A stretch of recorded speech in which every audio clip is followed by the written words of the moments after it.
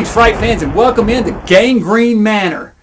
Tonight I have a spooky story for you about spirits from the beyond. For those of you who believe in such things, that is. For those of you who don't, well, you just might after tonight. Tonight's story is supposedly based on true life tales. It's about a captain who's off on a long sea voyage and returns home to his lonely wife. A wife he's grown desperately tired of. So tired, in fact, that he decides to resort to murder. I call tonight's story, The Captain.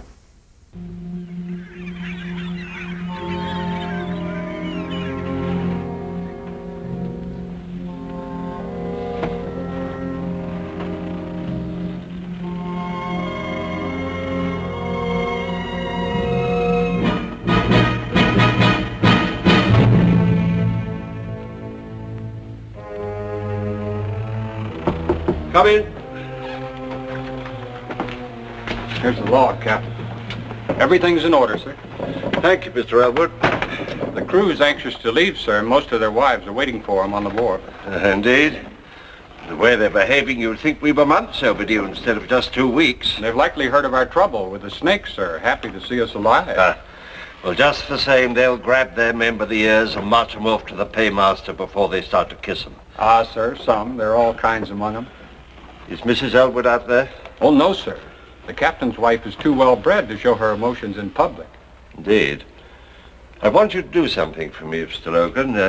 I have to go to the company's office to make my report. Will you see that my gear's taken straight to my house? I'll do it myself, sir. That's very kind of you. Tell Mrs. Elwood that I'm fine and be with her presently. Aye, aye, sir.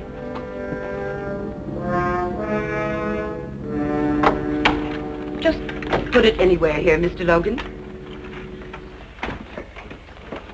I do appreciate your coming. I was so worried, what with the hurricane and reports of the plague. Oh, it wasn't the plague, ma'am. Oh? Well, just a lot of poisonous snakes that came aboard while we were in Florida. There was talk that some of the men died. Aye, 2 seamen. 3 others were bitten, but we saved them. It must have been a terrible experience. We were finding snakes, ma'am, all over the ship 2 weeks after leaving the wharf. Did the captain say how long he'd be? No, ma'am. Just said to tell you that he'd be along, presently. Well, best be getting his dinner. Yes, ma'am. Thank you kindly, Mr. Logan. You're welcome, ma'am.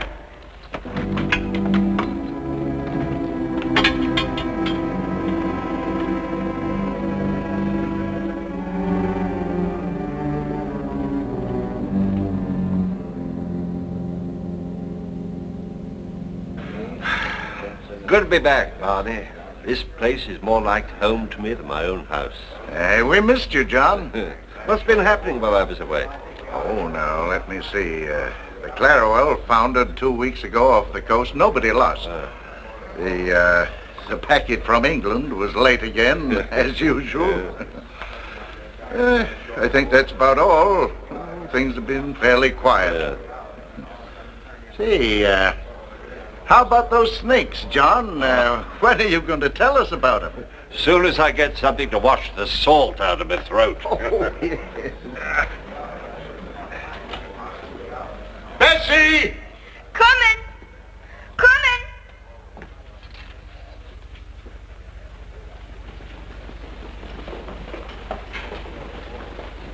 And all of a sudden, there they were, slithering up the lines and the gangplanks like so many fiends of hell. There's hundreds of them, somebody yelled. See that they pay their passage before they come aboard, I said. Hi there, my pretty. You're the one I've missed the most since I went away. You ought to be ashamed, taking such liberties, and you a married man. Well, if I weren't married, would you still object? Ask me no questions and I'll tell you no lie.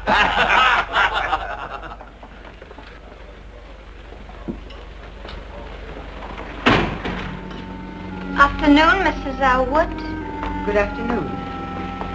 I'd like a bottle of that Spanish wine that Captain Elwood favors. I think he'd enjoy it with his dinner. Be supper, more'n likely, ma'am. Club's having dinner in his honor. But I'll get it for you.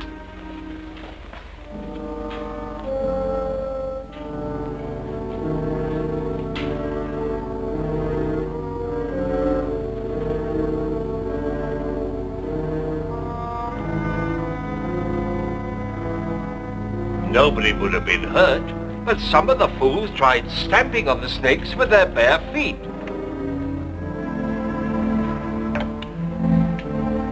Excuse me, gentlemen.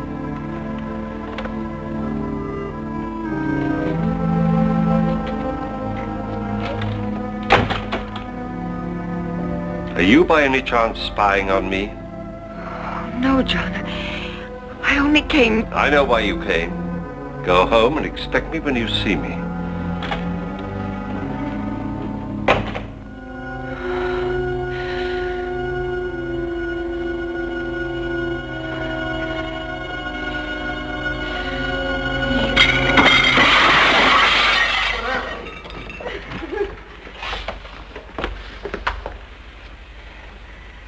You may charge the spoilage to me, Captain Barney. My apologies, gentlemen. Shall we go home now, dear?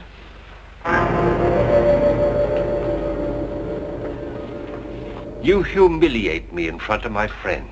You spy on me. I'll never do it again. But I wasn't spying, I swear it. I only wanted to get a bottle of wine for your dinner. And the table, was that part of your affection? I don't know what came over me. John, all the time you were gone, I missed you so. I prayed for you. And when you turned your back on me, I wanted to strike out and hurt you as I was hurt. I'm so ashamed. Well, you should be. I'm sick of your explanations, sick of your apologies. I'm sick of you, Ruth. No, John. Leave me something. Ever since I married you, I've been trapped. And for what? The price of a ship that went to the bottom 3 months after I bought her. You needn't have said that. I knew why you married me. I knew my father's money made up for the fact that you didn't think I was gay and amusing like the other girls were. I knew my friends were laughing at me because they knew why you married me. But it made no difference. I loved you. I still love you. Oh, you're talking nonsense. No, John. Please hear me out. Let it alone, woman. You're digging up things that are best forgotten. No, I couldn't bear it if it were only the money. There had to be something else. John, maybe it's not too late. Maybe we could start all over. Oh, Ruth. John, I'm drying up into a bitter old woman.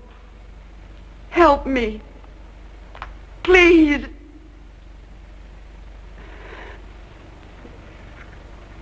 I'll unpack your things.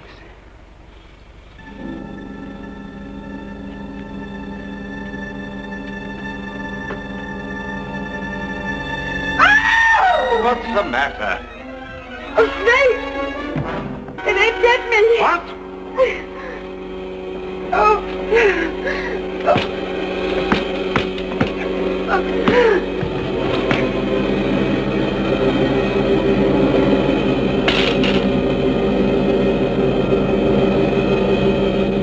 Well, it looks like the captain brought a little something extra back in his luggage.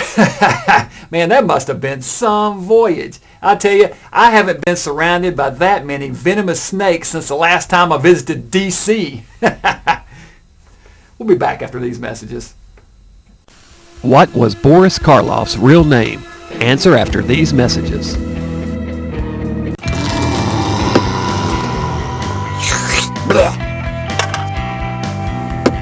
Hey, what do you think you're doing? Did you know that recycling just one soda can power a television for up to 3 hours? Not to mention that aluminum can be recycled an unlimited number of times. Always be sure to place your cans in a recyclable container. Remember, you can make a difference. What was Boris Karloff's real name? Answer, William Henry Pratt. Welcome back, Fright fans. Tonight's episode is called The Captain, and the title character is played by a very recognizable figure, none other than horror icon Boris Karloff himself. That's right. This movie was made in 1958, 27 years after he made horror history playing the Frankenstein's monster in Frankenstein. We'll get back to tonight's movie now. It's a lucky thing you were home, John. Snake bite's a terrible way to die. Well, she's much better now, and the doctor says with a little rest she'll be just as good as new. You're thankful for that, I'll wager. Oh, I can't wait to sail again. Always more trouble ashore than when you're at sea. And I can't make any money just sitting here, much as I like it. Speaking of money, here's something that'll make you sit up and take notice. The widow Smith got a letter from London this morning. Seems an uncle died and left her £20,000. £20,000? Hey, he'd be a lucky man that gets her. He could buy any ship in the harbor with that. Too bad you're already married, John. You know, I always had a sneaking suspicion that she was partial to you. Well, drink up and let's have another one on the house. Hey, you're not still thinking of that money, are you? Oh. It won't do you any good. You got one wife too many. Come on, have another drink. Oh, thank you, Barney. I don't think I will. I'm going to get back to Ruth.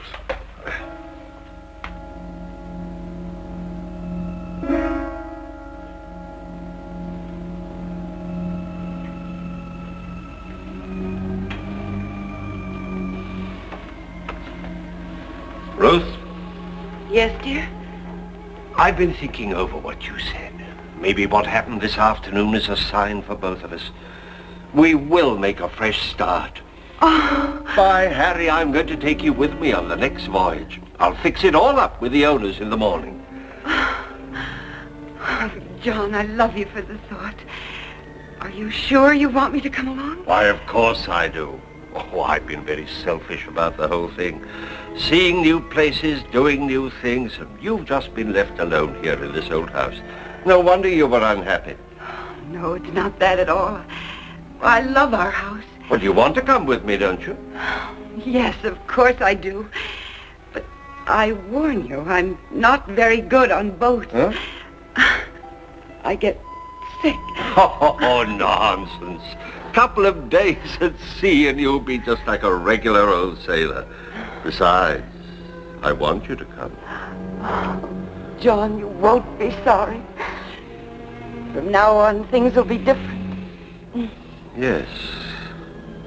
From now on, things will be different.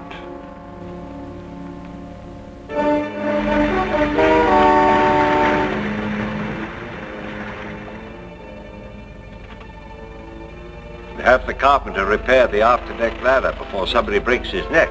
Aye, sir.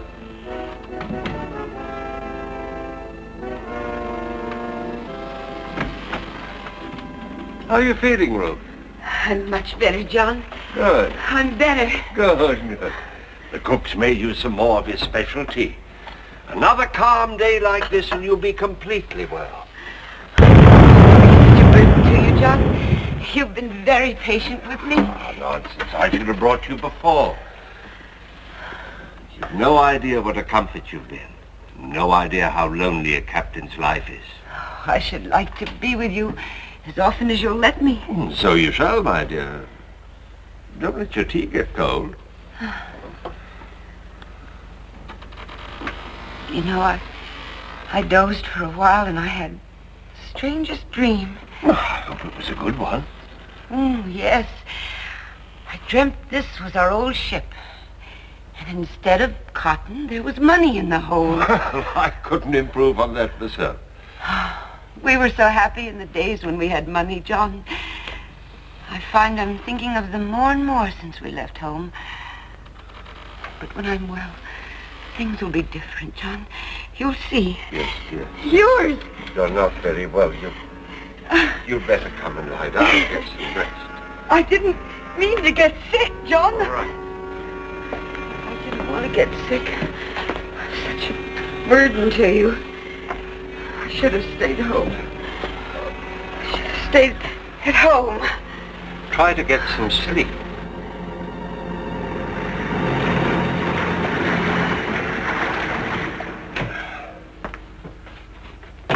You asked me to see you after my watch, sir. Yes, I did, Mr. Logan. Frankly, I'm very worried about my wife's illness. You've always been handy round the sick, and, well, frankly, I thought maybe two heads be better than one. Yes, sir. I wondered if you'd take a look at Mrs. Elwood, too. I'd be glad to do anything for the missus, sir, if I can. Good.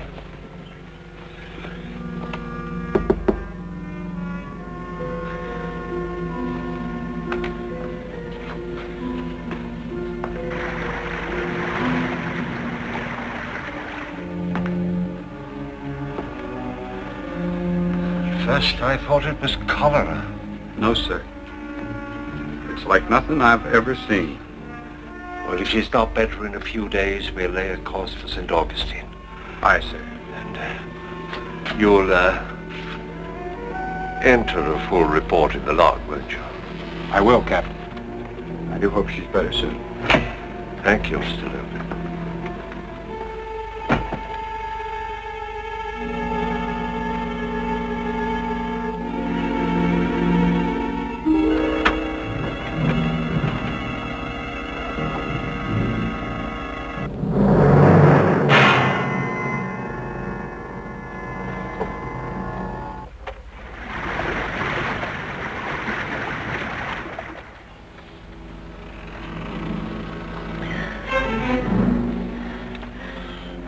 Are we to St. Augustine, John? We hit some rough weather during the night. Slowed us up. Rough weather? I didn't even feel it. You were unconscious, I'm afraid. We must get there soon, John. We will, dear, we will. Now try to get some rest. I have to go up on the bridge.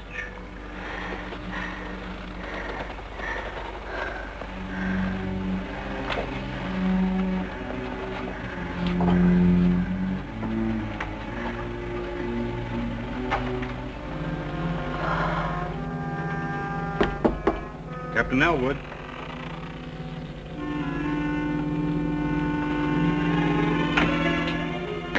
Sir, we're way off our course to St. Augustine. If we don't turn now, I'm well aware of our position, Mr. Logan. My order stands. We stay on course for Jamaica. But I looked at Mrs. Elwood yesterday, sir. She won't last that long. My wife and this ship are my responsibilities. She'll be alive when we get to Jamaica, I warrant it. As you say, sir.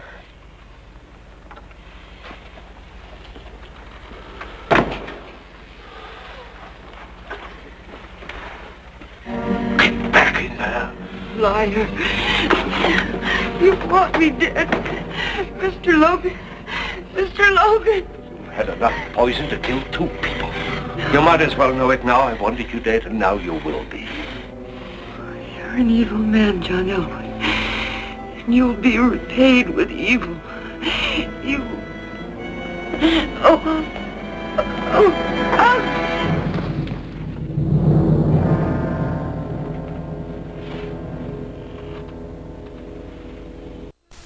What famous anthology series did Boris Karloff host in the 1960s? Answer after these messages. What famous anthology series did Boris Karloff host in the 1960s? Answer: Thriller. Welcome back, Fright fans. Tonight's episode of Dr. Gangrene Presents stars none other than Boris Karloff himself as a ship's captain who's grown tired of his wife and decides to resort to drastic actions. Let's sail back into tonight's episode. John, you can't spend the rest of your life in mourning. You got too many good years ahead of you. I miss her, Barney. Oh, of course you do. It's only natural, but you've got to start thinking of yourself. Ruth wouldn't want you to become a hermit. It's lonely without her. But at your age, that can't last forever. The widow Smith has been visiting you, hasn't she? Yeah, she's been very kind. She knows what it means to lose someone you love. She's a fine woman, John. I think she's got her eye on you. Oh, nonsense, Barney. I'd never think... Oh, I'll give you a year. Nobody expects you to wait longer. And, John, It's time you got out of the house, now. Think so? I do. We're having supper tonight in honor of a new member. Your old first mate, Logan. You've got to come, John. He'll be expecting you. Oh, I don't know. I'm giving you orders. Now stop acting like a lost puppy. All right, Barney, if you say so. I do, sincerely. Now it's time for me to get back to the club.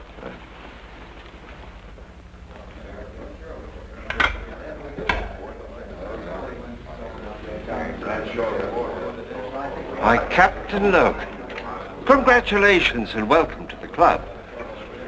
Thank you, Captain. I haven't seen you since the inquest. I feel I owe you an apology. You were right and I was wrong. I should have changed course for St. Augustine when you wanted me to. Makes no difference. Now.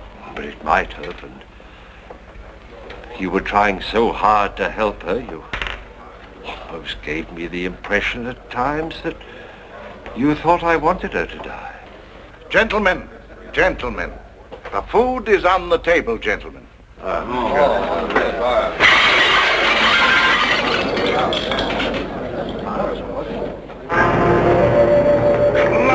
wench. I didn't do it, sir. I didn't. You're the only one in this room? I didn't touch it, sir. I swear I didn't touch it. Look. It's exactly the same as when Mrs. Elwood did it. 'Twas a ghost, sir. 'Twas a ghost that did it, sir. Stop that nonsense! 1,000 pardons, Captain. Give us 10 minutes, and in the meantime, the drinks are on the house.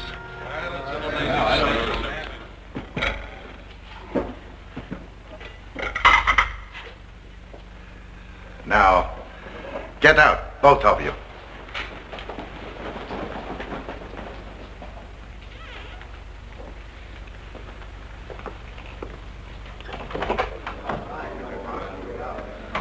You may come in now, gentlemen.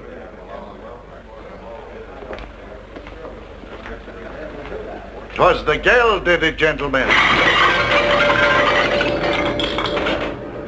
Saints preserve us. 'Twas her ghost. Her ghost. No. You fools, are you frightened by a superstitious servant girl? Barney Logan, help me, I'll show you it's nothing.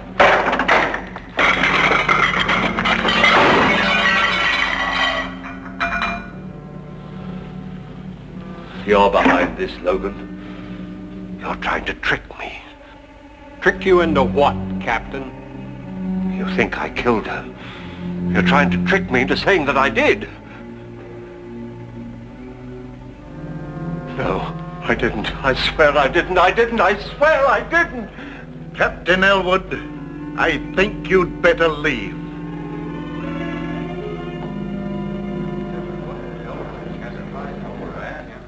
So it seems Captain Elwood tipped his own hand and gave himself away. An official investigation was begun shortly thereafter, and Elwood was sentenced to death for the murder of his wife. You know, the strangest thing about this whole story to me is the men in the club. I mean, can you imagine such superstitious beliefs as vengeful spirits, poltergeists, and haunting? Why, that's kid stuff. Oh!